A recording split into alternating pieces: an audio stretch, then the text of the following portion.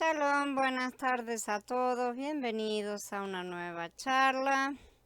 Shalom Alfonso, Lina, Meli, Gaby, Johnny, Maidali, Aleida, Nori, Diego, Ángel, sean todos bienvenidos.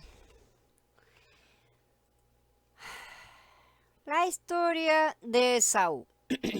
La mayoría de los creyentes están familiarizados con la historia básica de Jacob y Esaú. Nosotros ya la estudiamos en el capítulo 51 de Caminar las Escrituras en Bereshit. Bereshit 25 nos dice que incluso antes de nacer parecían estar peleando en el vientre de su madre. Esaú nació primero, por lo que como hijo mayor normalmente habría heredado la primogenitura. Sin embargo, aprendemos de la historia posterior de Romanillín, también en el capítulo 9, que Elohim había predestinado a Jacob para recibir la primogenitura en lugar de Esaú. Esta fue la base de la controversia entre los dos hermanos. Comprender a Esaú, quién es él y cómo su vida ha afectado la historia moderna es de suma importancia en el estudio de la profecía bíblica.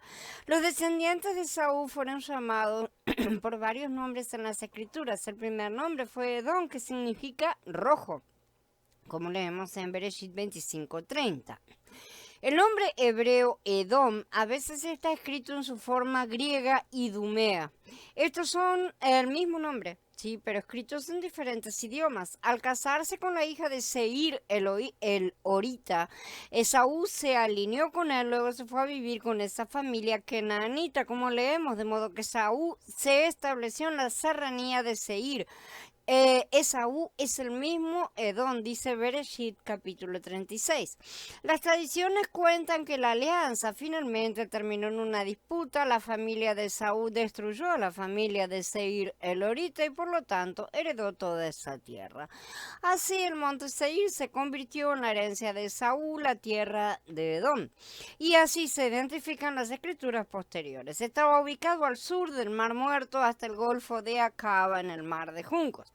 Elifaz también tuvo un hijo llamado Amalek, sí, Elifaz es el hijo de Esaú, y estableció una tribu edomita prominente que fue uno de los enemigos más feroces de Israel. Acerca de ellos, el Ruach ha traído muchas revelaciones que hemos estudiado en el verdadero calendario de Yahweh, en los capítulos 14 y 15. Yahweh tendrá guerra contra Amalek por los siglos. Se establecieron al este de Edom, entre Canaán y Egipto. Los amalequitas fueron los que atacaron a Israel cuando salieron de Egipto bajo Moshe. Israel ganó la batalla cada vez que Moshe intercedía por Israel con las manos levantadas. Esto está en el capítulo 17 de Shemot. Ahí mismo también, después de que Israel derrotó a Amalek en la batalla, Elohim le dijo a Moshe, porque la mano de ellos estaba contra el trono de Yah. Yahweh estará en guerra con Amalek a través de los siglos. Desde ese momento en adelante, los profetas constantemente identifican a los descendientes de Saúl como enemigos de Israel que serían derrotados en los últimos días. El libro de Obadiah es solo un capítulo, pero está totalmente dedicado a este tema. La profecía de Obadiah. Hemos recibido noticias de parte de Yahweh y se ha enviado un emisario entre las naciones. Arriba, levantémonos contra ella en batalla. Así dice Adonai Yahweh acerca de Edom. Te haré la menor entre las naciones, serás la más despreciada. Tu arrogante corazón te ha seducido, a ti que habitas en las hendiduras de las peñas, en tu encumbrada morada. Piensas en tu corazón, ¿quién me puede echar por tierra? Si te encaramos tan alto como el águila, si colocas tu nido entre las estrellas, aún de allá te bajaré, declara Yahweh. Por la violencia hecha a tu hermano Jacob, la desgracia te rodeará y perecerás para siempre. En aquel día, cuando te quedaste indiferente, cuando extranjeros se llevaban sus bienes, cuando extraños entraban por sus puertas y echaban suertes por Jerusalén, tú fuiste como uno de ellos. ¿Cómo pudiste mirar con alegría hacia tu hermano en aquel día, en su día de calamidad? ¿Cómo pudiste gozar con malicia sobre el pueblo de Yahudá en aquel día de ruina? ¿Cómo pudiste reírte a carcajadas en aquel día de angustia? ¿Cómo pudiste entrar por la puerta de mi pueblo en su día de desastre, observar con alegría con los otros sobre su desgracia en su día de desastre y ponerle la mano a sus riquezas en su día de desastre? ¿Cómo pudiste pararte en las encrucijadas para cortar el paso a los fugitivos? ¿Cómo pudiste traicionar a los que huían en aquel día de angustia? Como tú hiciste, así te harán a ti. Tu conducta será vengada. Sí, contra todas las naciones acerca el día de Yahweh. Aquella misma copa que bebiste en mi monte santo, la beberán para siempre todas las naciones. Beberán hasta que se les vuelva torpe el habla. Pero en el monte Sión sobrevivirá un remanente y será santo. La casa de Jacob desposeerá a los que los desposeyeron a ellos. La casa de Jacob será fuego y la casa de Joseph llama y la casa de Saúl será paja. La quemarán y la devorarán y ningún sobreviviente quedará de la casa de Saúl porque ha hablado Yahweh. Esto está en diferentes pasos en el libro de Obadía, que es un único capítulo. Dice en el Pasuk 18 que la casa de Saúl sería consumida, ya que un campo de rastrojo es consumido por el fuego exactamente de la misma manera, ¿no es cierto? Curiosamente se dice que el fuego es primero la casa de Jacob, o sea, Israel, sí, más específicamente la casa de Joseph. Recordemos que Joseph era el titular de la primogenitura, llevaba el nombre de Israel desde que Jacob había dado ese nombre a los hijos de Joseph en Bereshit 48. Esto muestra un conflicto particular entre Joseph y Esaú. La razón es que ambas casas debían pelear por la primogenitura.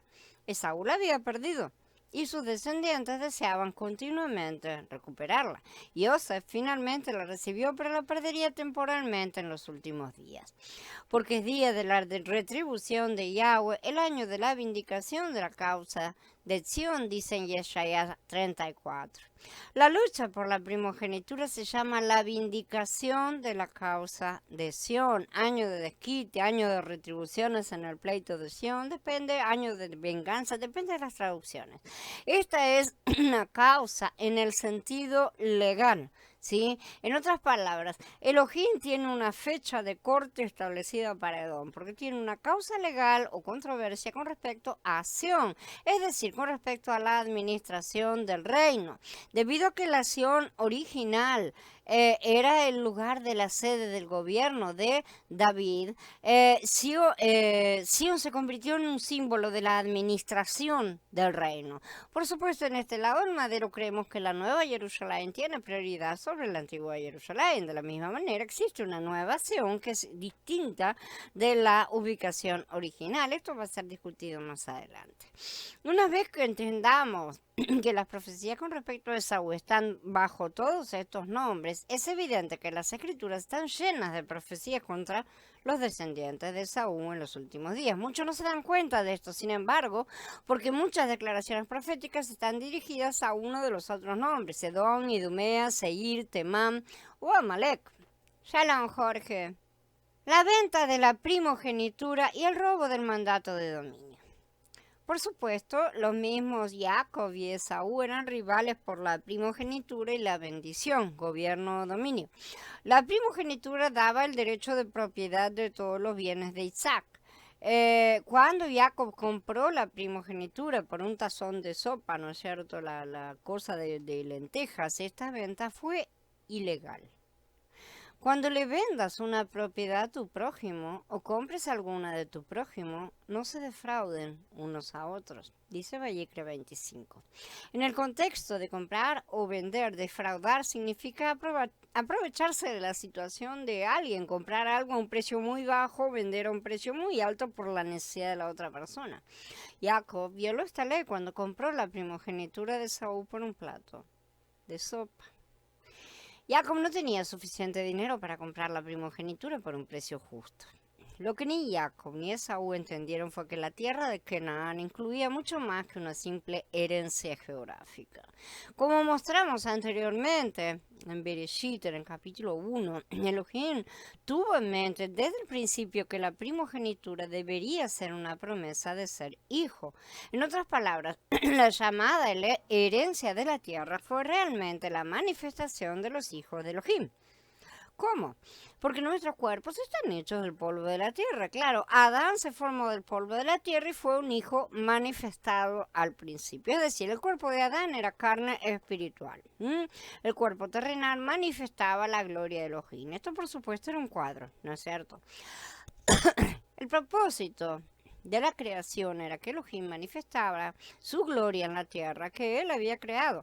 La más alta manifestación de gloria estaba reservada para Adán y el hombre en general, porque era el vaso que él quería usar. El cuerpo, aunque hecho de materiales terrenales, en sí era muy bueno, ¿no es cierto? Como dice Bereshit, pero ya sabemos que estaba formado con el polvo de esa tierra que ya estaba corrompida. Elohim siempre había sido glorificado en los cielos, pero creó la tierra para glorificarse a sí mismo en esta dimensión también. Sabemos que Adán pecó y perdió toda esa posibilidad. Es decir, literalmente perdió su herencia y se encontró en esclavitud en un cuerpo terrenal, sí, que carecía de toda la gloria anterior. O sea, este nuevo Adán, acordémonos, de nuestra creación, es un cuadro que representa la caída anterior. Él ya fue creado un poco inferior a los Elohim, así que ya estaba careciendo de muchísimas cosas. El propósito de la historia es que el hombre recupere el cuerpo glorificado, o sea, vuelva a estar en el punto original del principio y de esa manera va a manifestar una vez más la gloria divina como debería haber sido.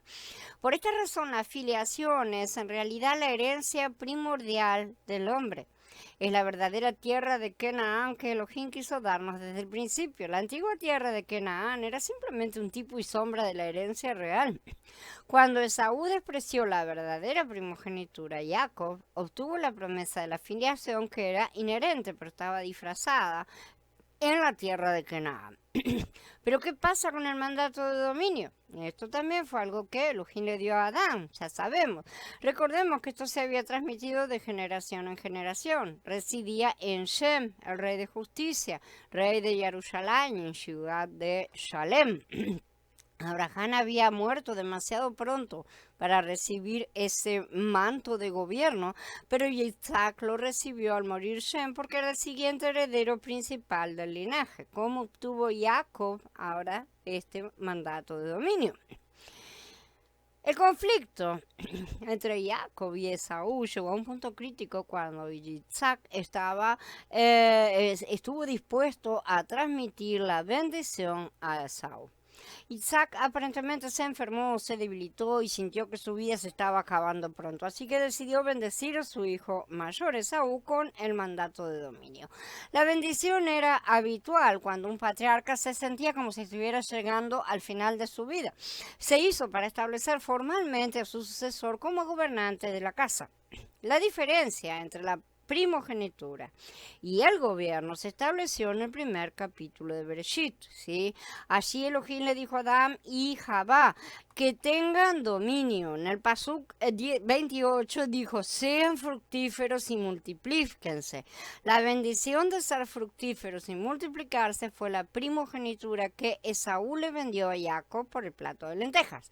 El mandato de dominio, la bendición que Jacob robó. Isaac tenía la intención de dar el dominio de bendición a su hijo mayor Esaú, entonces lo envió a cazar para esa ocasión, pero Rivka escuchó la conversación, recordó la profecía durante su embarazo, ¿no es cierto?, que le dio Elohim mismo, el mayor servirá al menor.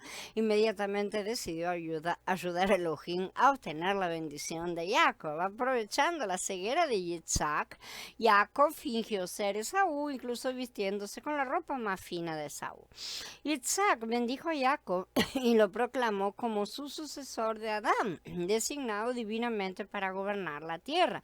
Pero entonces después Esaú regresó de la casa y pidió la bendición. Cuando le dijeron que Jacob ya lo había usurpado, estaba furioso. Uno apenas puede culparlo. Y Isaac también fue grandemente perturbado por el engaño de Jacob. Entonces leemos, Esaú dijo, para eso lo llamaron Jacob, suplantador, para que me suplantara estas 2 veces.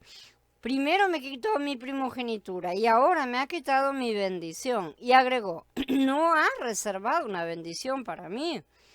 Aquí vemos una clara distinción entre la primogenitura y la bendición. Hay 2 cosas. Muchos años después, Jacob conservó esta distinción cuando bendijo a sus 12 hijos, otorgando la bendición del mandato de dominio a Judá y la primogenitura a Yosef. De esto queda claro que Judá recibió la bendición del liderazgo y esto significó que de él vendrían los reyes de Israel. Lo más importante, ¿sí? El Mashiach. Por supuesto, por otro lado, Yosef recibió la primogenitura, que era el mandato de ser fructíferos y multiplicarse. La primogenitura incluía entonces al pueblo de Israel, es decir, al reino mismo. Este era un tipo y sombra de una mayor satisfacción que todavía estaba por llegar. No solo personas carnales que eran conocidas nacionalmente con el nombre de Israel, ¿sí? Sino los hijos de Elohim manifestados en la tierra. Recordemos que cuando Elohim le dio el mandato de la fecundidad a Adán, él no tuvo la intención de producir simples hijos carnales, sino los hijos de Elohim. La nación de Israel ciertamente fue llamada a traer el reino y dar a luz a los hijos de Elohim, pero no lo hicieron. La bendición del mandato de dominio era producir al rey Mashiach, ¿sí? Tener la primogenitura era poseer el reino.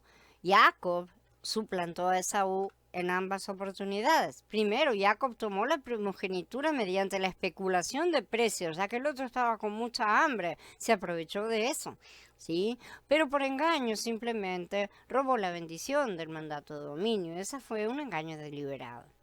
Hay una cosa que he aprendido acerca de la ley divina, es imparcial. Como dice Jacob, el hermano Santiago en el capítulo 2.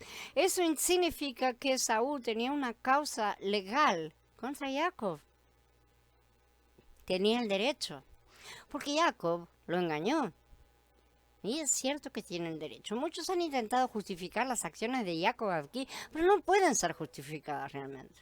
No hay justificación y el Padre no nos perdona así, como tantos creen, tantos cristianos creen que, ay, me perdona porque me perdona. No, señores. La justicia es la justicia. Las Escrituras dicen que Jacob mintió a su padre ciego. Jacob fue culpable de fraude absoluto. Por esta razón Elohim tuvo que responsabilizar a Jacob. Así que llevó a Yitzhak a pronunciar una bendición muy importante sobre esa, una bendición que no se cumplió hasta el siglo XX, como veremos mientras continuamos en este estudio. La bendición de Yitzhak a Esaú. Yitzhak debió haber sido muy consciente de que Elohim juzgaría a Jacob por estafar a Esaú. No hizo ninguna diferencia que Esaú fuera carnal como víctima del engaño a sí mismo. Yitzhak sabía que habría un día de cómputo cuando Jacob tendría que devolver la primogenitura y la bendición a Esaú, permitir que Elohim se la diera a quien él quiere y a su manera. Entonces Yitzhak le dio esta bendición a Esaú. Entonces su padre Yitzhak respondió, diciéndole, mira, tu morada disfrutará de la grosura de la tierra y del rocío del cielo arriba, pero por tu espada vivirás y le servirás a tu hermano. Pero cuando te fortalezcas, romperás su yugo de sobre tu cuello. En un primer momento quedé molesta con Yitzhak, ¿sí? Pensando que su amor de padre lo impulsó a dar una bendición a su hijo preferido, ¿sí? Porque al final de cuentas era preferido, que a la larga se convertiría en una maldición para Israel. Pero ahí comprendo un poco más acerca de la justicia y la mano de Yahweh. En ese momento Yitzhak fue la boca de Yahweh, ¿sí? Emitiendo juicio sobre Jacob acerca de su acción fraudulenta. Y fue mucha su misericordia. La clave para entender la bendición de Esaú está en el significado de la palabra hebrea radad. La BIM 2011, perdón, la traduce como ponerse terco, pero esta traducción no tiene sentido. La Biblia literal lo pone ponerse impaciente, la Reina Valera que te fortalezcas, y así van. La palabra ha sido traducida de muchas y diversas maneras, como cubrir o recubrir, pero también como dominar, conquistar o sujetar. Es evidente que la palabra describe la imagen de un hombre que es libre para pisar donde quiere, como en el caso de un hombre, de que un hombre posee su propia tierra y puede pisar donde le plazca. En el pasaje anterior, donde se usa en la bendición de Esaú, podemos imaginarnos a Esaú liberándose del dominio de Jacob para que él sea libre de pisar donde quiera. De hecho, como Yitzhak acaba de profetizar que Esaú viviría por su espada, la palabra representa a Esaú en un momento en el que sería libre de hacerlo de acuerdo con los dictados de su propio carácter violento. En otras palabras, llegaría el día en que Esaú recibiría el mandato de dominio por la fuerza, él lo obtendría, y sería libre de pisotear a quien quisiera. Esto es consistente con el carácter de Saúl, y la regla opresiva es lo que esperaríamos de sus descendientes. Ya hemos hablado acerca de todas las maravillas de Amalek, todos los Amalek, porque Amalek terminó siendo un título que terminó siendo casi un título, ¿no es cierto?, como rey entre los descendientes de Saúl. Y esto es consistente con todas estas cosas, debido a que Jacob había robado este mandato de dominio de Saúl, y Jacob tendría que devolverlo a Saúl por un tiempo en algún momento en el futuro. Y ese fue el juicio justo de Yitzhak en este caso. Y fue un juicio sumamente justo, avalado por Elohim. Aún así, Elohim no permitirá que Edom tenga el dominio para siempre, porque también el dominio es dado para que produzca los frutos del reino. Su tiempo terminaría después de que hubieran demostrado a todos que no eran llamados o capaces a gobernar la tierra con imparcialidad y amor, o sea, no llenan los requisitos.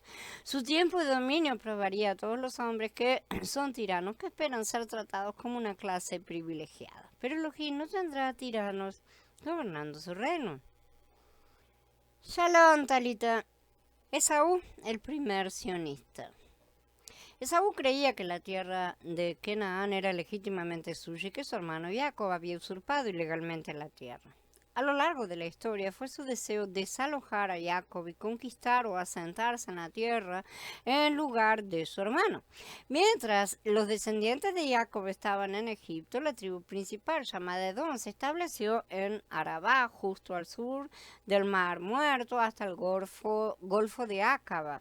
Los amalequitas, que eran una rama de Saúl, sabemos perfectamente que son sus descendientes, se asentaron al oeste del Negev, directamente al sur de Canaán. Los amalequitas atacaron a Israel cuando salían de Egipto bajo Moshe. En este sentido eran los enemigos más antiguos de Israel y probablemente estaban decididos a evitar que regresaran a Canaán. Siglos más tarde, en los días de Gidón, Israel estaba en cautiverio bajo una alianza de 3 personas, Amalek, Midian y los hijos de Oriente o los Kedemitas. Y así nos narra el libro de Jueces, Shoftim, en el capítulo 6. Así que encontramos a Amalek todavía enemigo de Israel y deseoso de ponerlos en cautiverio. Cuando Judá fue llevado cautivo a Babel, Edom se regocijó por su caída, ya que esto significaba que podían ser capaces de asentarse en la tierra de Canaán, se podían aprovechar. En Yahezkel 35, la profecía contra los descendientes de Saúl está dirigida contra el monte Seir y todo Edom. Dice, hijo de hombre, pon tu rostro hacia el monte Seir y profetiza contra él. Dile que así ha dicho Adonai Yahweh. Yo estoy contra ti, oh monte Seir, y contra ti extiendo mi mano. Te convertiré en desolación y soledad. Tus ciudades las convertiré en ruinas y serás una desolación. Y sabrás que yo soy Yahweh. por cuanto han guardado una enemistad perpetua y han entregado a los hijos de Israel al poder de la espada en el tiempo de su aflicción, en el tiempo del castigo final. Por eso, por vida mía, que a la sangre te destinaré y la sangre te perseguirá, dice Adonai Yahweh. Ya que no aborreciste la sangre, esta te perseguirá. Convertiré al monte Seir en desolación y soledad, y eliminaré de allí al que pasa y al que vuelve. Llenaré sus montes con sus cadáveres, en tus colinas, en tus valles, en todas tus quebradas, caerán muertos a espada. Te convertiré en desolación perpetua y tus ciudades nunca más serán habitadas, y sabrán que yo soy Yahweh. Por cuanto dijiste, estas dos naciones y estas dos tierras serán mías, y tomaremos posesión de ellas, a pesar de que Yahweh estaba allí. Por eso, por vida mía, que haré conforme a tu ira y conforme al celo con el que has procedido a causa de tu odio contra ellos, dice Adonai Yahweh, y me daré a conocer por medio de ellos cuando te juzgue. Tú sabrás que yo, Yahweh, he oído todas las infamias que proferiste contra los montes de Israel, diciendo, están desolados y a nosotros se nos han entregado como comida. Con su boca se han engrandecido contra mí y contra mí se han insolentado. Y yo he oído sus palabras. Así ha dicho Adonai Yahweh, cuando toda la tierra se regocije, yo te haré una desolación. Como te regocijaste, porque fue desolada la heredad de la casa de Israel, así te haré a ti. Tú, oh monte Seir, con toda Edom, serás una desolación, y sabrán que yo soy Yahweh. Dice Yahezkel en el capítulo 35. Yo quiero que se ubiquen todos en el hecho de que estas no son personitas. Hay malitos de acá, malitos de allá. Todas estas son representaciones de una cosa mucho más grande que sucedió antes, en una caída precedente a todo esto. Así que si sacamos de nuestras cabezas los hombrecitos malitos, los hombrecitos victimitas, los hombrecitos buenitos, no hay ninguna victimita, no son tan victimitas ni nada, porque al final de cuentas no se habían portado lo suficientemente bien como para que el Adón las librara.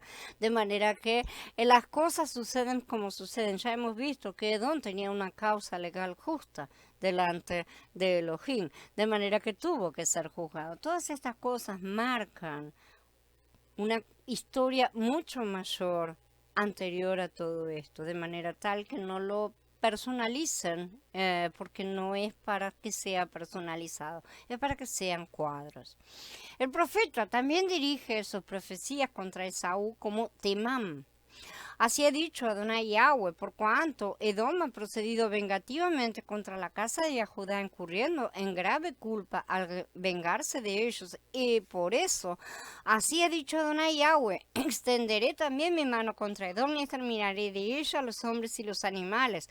La convertiré en ruinas, desde Temán hasta Dedán caerán a espada. Ejecutaré mi venganza contra Edom en medio de mi pueblo. Israel harán de Edom de acuerdo con mi furia y con mi ira, y conocerán mi venganza, dice Adonai Yahweh. Temán era el nieto de Esaú a través de Elifaz, justamente. Y estas cosas las estudiamos en el capítulo 45 de la serie de Bereshit. Notemos aquí que el monte Seir o Edom no era un pueblo amante de la paz, deseaban sangre, por lo tanto, violaban la ley contra comer sangre, y esto espiritualmente hablando, ¿no es cierto? Porque el que busca derramar la sangre, aunque no la coma, de cualquier manera, la está derramando. Hoy los hombres los describirían como sanguinarios.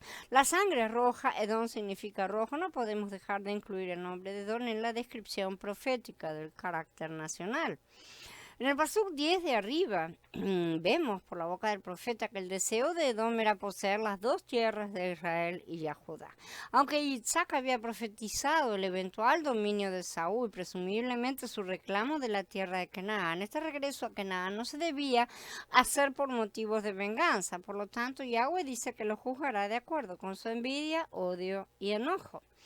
Esaú quería gobernar el reino de Elohim para su propio beneficio personal con motivos y métodos carnales. En Yahezkel 36 el profeta se dirige a Israel y les cuenta sobre Edom. Así ha dicho Adonai Yahweh, por cuanto el enemigo dijo de ustedes, qué bien, También estas alturas eternas se nos han dado por heredad. Por eso profetiza y di que así ha dicho Adonai Yahweh, por cuanto las desolaron y los aplastaron a ustedes por todos lados, para que se convirtieran en heredad de las demás naciones, de modo que se les puso en lengua de todos como calumnia entre los pueblos. Por eso, oh montes de Israel, oigan la palabra de Adonai Yahweh. Así ha dicho Adonai Yahweh a los montes y a las colinas, a las quebradas y a los valles, a las ruinas desoladas y a las ciudades abandonadas, que fueron expuestas al saqueo y al insulto ante el resto de las naciones que están alrededor. Por tanto, así ha dicho Adonai Yahweh. Ciertamente en el fuego de mi celo he hablado contra el resto de las naciones y contra todo Edom, quienes en medio del regocijo de todo corazón y con despecho de la vida se dieron a sí mismos mi tierra como heredad, para que su campo fuese expuesto al pillaje. El conflicto entre Jacob y Esaú en esta profecía es muy claro. La lucha es sobre la tierra de Canaán que tanto querían como su posesión. Cuando Elohim dispersó a la casa de Israel, solo Judá se interpuso en el camino de los descendientes de Esaú para poseer la tierra. Cuando Judá fue trasladado a Babel, Edom se apropió de las tierras de Elohim para ellos mismos, no para usarla para la voluntad de Elohim, sino para sus propios motivos egoístas. Esta profecía se cumplió parcialmente en los días de Yahezkel, pero en ese momento no Edom, sino Babel, en realidad poseía la tierra. Los asirios que tenían delante de ellos habían colocado a otras personas en la tierra para reemplazar a los israelitas que habían sido deportados, nos dice Melechim Bet, por ejemplo, en capítulo 17. Los descendientes de estas personas fueron conocidos como samaritanos, incluso en los días de Yahshua. Entonces, aunque a Edom le hubiera gustado poseer los dos países de Israel y Judá, se le impidió hacerlo en ese momento.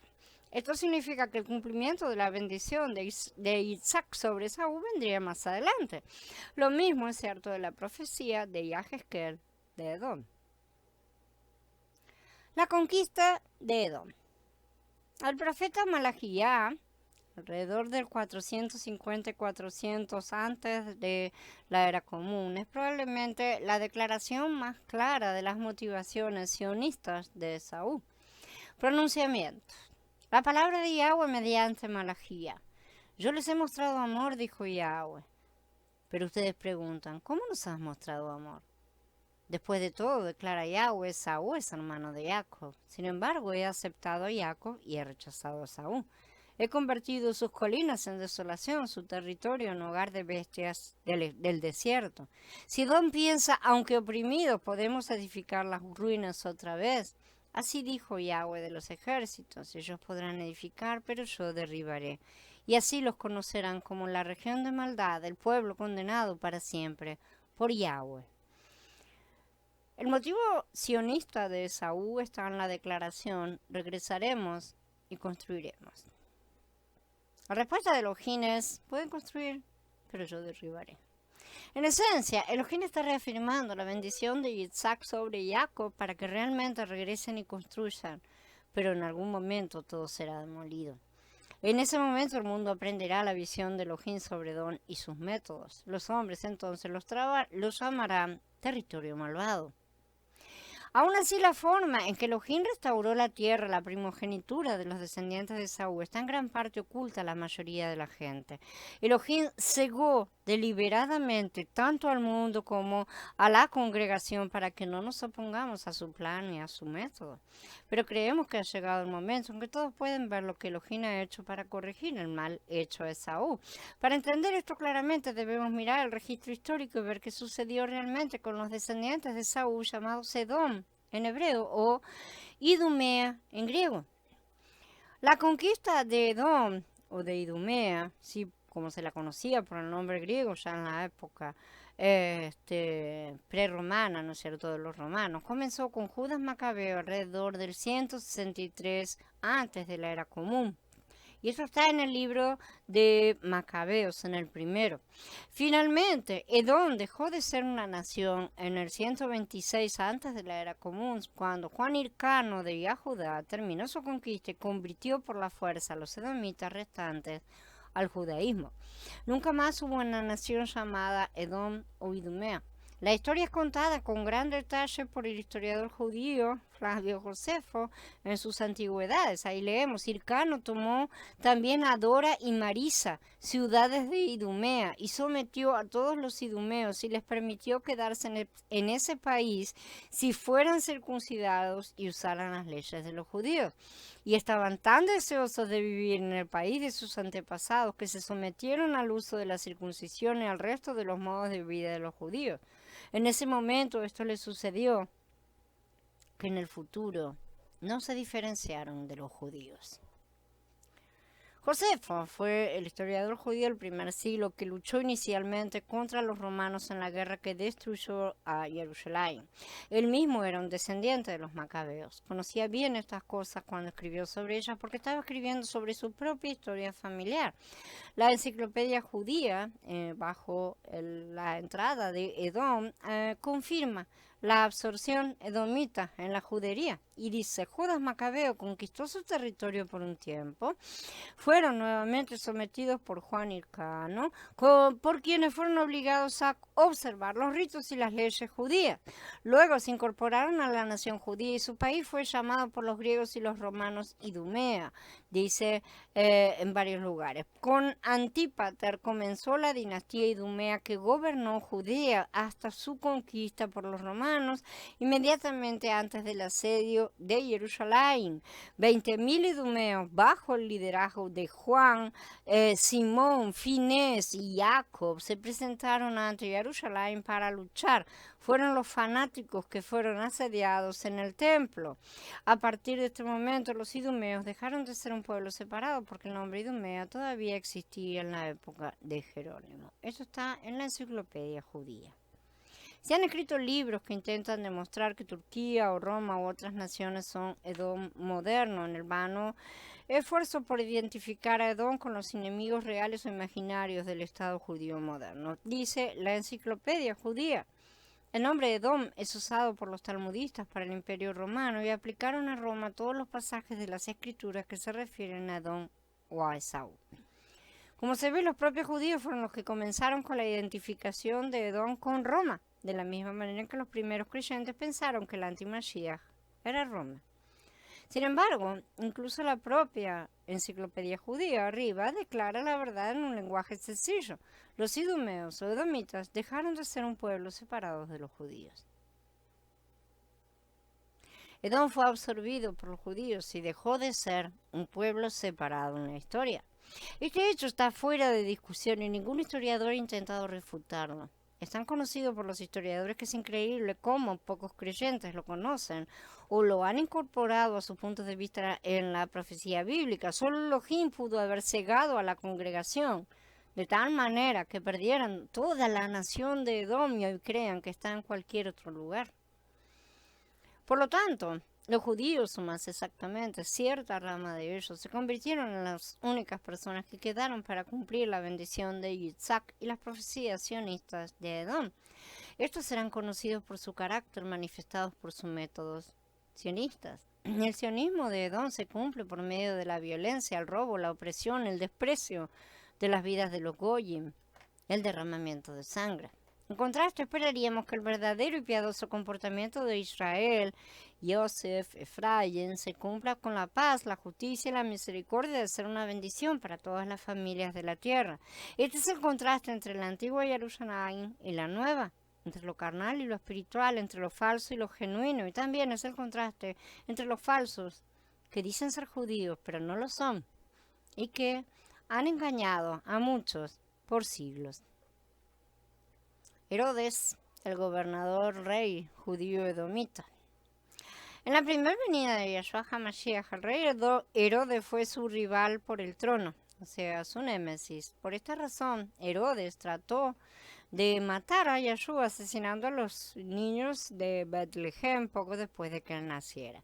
En el sentido de que esta generación pasada ha visto el resurgimiento del asesinato infantil una vez más en la forma de un aborto legalizado, no podemos dejar de ver el paralelo histórico de los eventos que presidieron a la segunda venida de Mashiach, lo que está sucediendo ahora.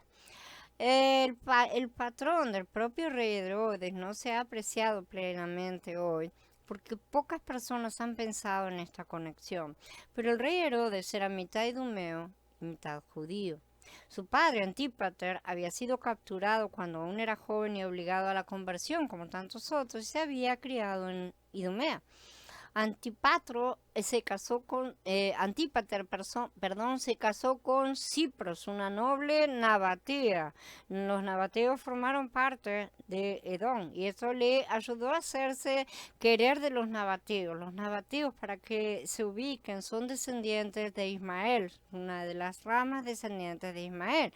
Y ella fue la madre de Herodes. Los nabateos, sí, fueron un antiguo pueblo ismaelita y su actividad se desarrolló especialmente al sur y al este de la región de Palestina, actualmente en Palestina y Jordania. La capital, la mayor parte del tiempo, fue Petra, que está situada a 80 kilómetros al sudeste del Mar Muerto. Yo les recomiendo que busquen imágenes de Petra, es una ciudad impresionante de cualquier manera por la realización de los hombres, y esa es la ciudad de la cual Elohim dice: yo te sacaré aunque te escondas dentro de las peñas.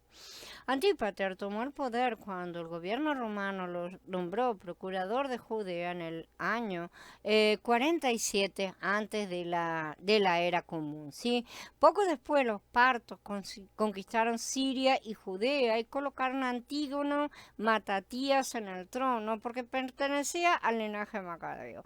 Pero en última instancia el hijo de Antípater, Herodes, fue a Roma y obtuvo el respaldo como rey de Judea. Josefo escribió: Herodes tenía ahora un ejército fuerte y se dirigió a Jerusalén. Antígono, en respuesta a lo que Herodes había hecho que se proclamara, dijo que no harían justicia si dieran el reino para Herodes, que no era más que un hombre privado y un idumeo, es decir, un medio judío. Herodes derrocó a Antígono y finalmente lo ejecutó. Entonces tomó el trono como rey de los judíos y comenzó la dinastía idumea que gobernó Judía durante un siglo hasta su destrucción en la época de Tito. El rey Herodes representó bien a la nación de Judea porque él, como la nación misma, era medio idumeo y mitad judío. En otras palabras, la propia judería, es decir, aquellos que se adhieren al judaísmo y rechazan a Yeshua HaMashiach, es la única nación moderna que puede cumplir las profecías de Edom. Al incorporar a Edom en la nación de Judea y su sistema religioso, los judíos se convirtieron en herederos de los dos conjuntos de profecías, las profecías de Yahudá y las profecías para Edom. Hasta ahora hemos visto solo un lado de este problema, el de Edom. Sí, más adelante vamos a mostrar cómo los judíos están cumpliendo también una parte de las profecías de Yahudá. Para comprender el alcance completo de esta imagen, uno debe tener un buen conocimiento de ambos conjuntos de profecías y ver cómo se funcionan entre ellas sin contradecirse. Pero antes de que podamos entender el sionismo del siglo XX, su conexión con Edom, tenemos que mostrar también su conexión con Yahudá. Luego, cuando hayamos establecido las dos ramas de esta profecía, todo quedará mucho más claro. Bien, habiendo terminado ahora con la charla, bendito sea el Adón, que no deja a su pueblo oscuras, continúa trayendo para nosotros todas sus revelaciones, sus explicaciones, nos continúe mostrando dónde se oculta el mal y dónde está su reino. Bendiciones para todos, hermano. Abba los bendiga grandemente. Shalom.